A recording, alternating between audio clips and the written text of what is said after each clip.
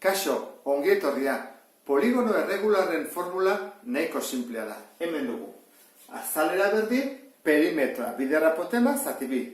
Perimetroarentzat ez da zailtasun oso handia. Zergatik, alde denak berdinak baldin badira, behin behar da biderketa bat. Ze bat alde ditugu, adibidez, hemen bost.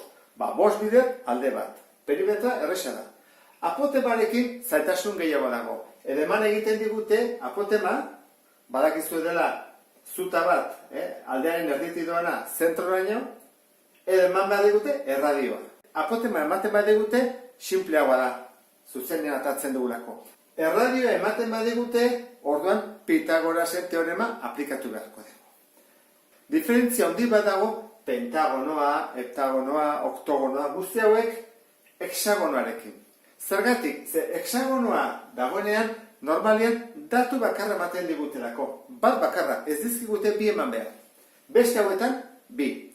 Aldea eta radioa, apotema eta radioa dagona, Baina hemen bakarrakin nahikoa da. Zergatik, hemen barruan ditugu guztiak atatzen zaizkigulako triangelu aldekideak. Az gaitezen orduan. Pentagon honetan, hau zer da? 14,5. Orduan, hori dituko dugu oinarri bat, edo alde bat. Orduan, perimetroa kalkulatzeko nahiko erresa da. 5 aldiz 14,5. 72,5 zentimetro. Eta 10 hori zer da? Apotema hori. Orduan, hori izango da, guazen egitea. Azalera berdin, perimetroa 72,5, bider apotema 10, zati bi. Biderran bat, hau da, zazpireun 25 zati bi, eta zazpireun 25 erdia, 372,5 zentimetro karratua. Honen bai dela karratua. Hoi da diferentzia. Hau da, luzera bat eta hau karratua. Bueno, hau, pentagonari buruz. Hexagonekin zer gertatzen da, esan dugun bezala, Hemen aldekideak dira triangelu guztiak. Orduan, jarri dezakun hau, adibidez. Iten egun triangelu hori, hau zenbatekoa da. 10 baita ere, aldekideak dialako. Hexagono batean. Orduan, atako dugu triangelua.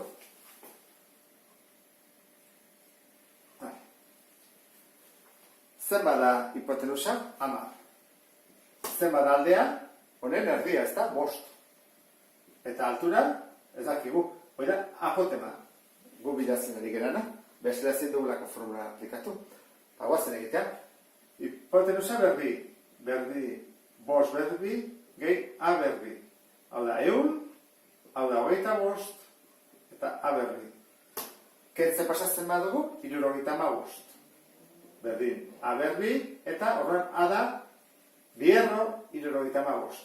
Gutxe gora bera, 8 bider 8, 74, 9 bider 9, 81, pasen geha 9-ekin, eta 8-ekin ez geha iristen. Horren erdiak jarriko dugu gutxe gora bera. Berdin, gutxe gora bera, 8 terdi. Zentimetro. Baldin baina zentimetroak. Orduan, baldin badakigu apotema zenbaden, guazen egitea. Azalera, berdin. Perimetroa. Zenbada perimetroa. 10 da alde bakoitza. 10, 20, 30, 40, 50, 60. Orduan, perimetroa 60 da. Bider, apotema esan dugu 8,5. Zati bi. Eta hori da, 255 zentimetro karratu. Eta honekin bukatuko genituzke poligono erregularak. Beste bat arte, agur!